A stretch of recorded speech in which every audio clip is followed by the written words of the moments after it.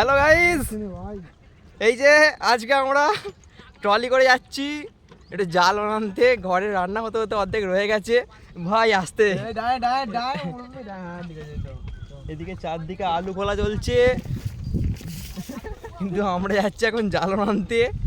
আমাদের বাড়িতে আপাতত রান্না স্থগিত হয়ে আছে, পিকনিক নয়, বাড়ির রান্নাই। ঠিক আছে, জালন নিয়ে আসার সময় দেখা হচ্ছে, টাটা। এই যে গাইজ আমরা আপাতত আমাদের ডেস্টিনেশনে পৌঁছে গেছি, জালন তোলা চলছে। ঠিক আছে, দুটো লেবারকে বয়ে এনেছি, আপাতত হ্যান্ডলিং করছে। ভালো করে তোল। হ্যাঁ ঠিক আছে, হ্যাঁ জালন টালন তুলি, বাড়ি আসার সময় আবার দেখা হচ্ছে। ঠিক আছে, টাটা।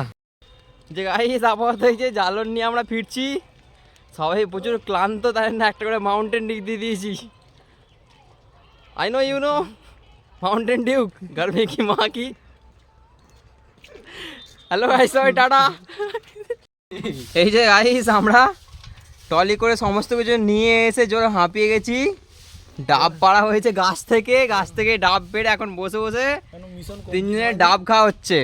ঠিক আছে, এই ছেলেটা বেশি খেয়েও বলছে কম খাচ্ছি বলে সব খেয়ে নিচ্ছে। এই দে, না না দে এবার দে অত সস্তা না, দে এবার তুই।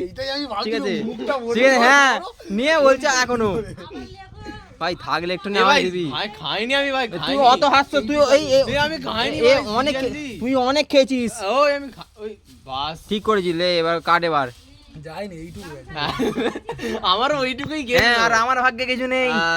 শালা শুধু ফোনের পেছনে আমার ভাগ্যে কিছু নেই, তার আগে তিনটা মেরে নিয়ে শালা।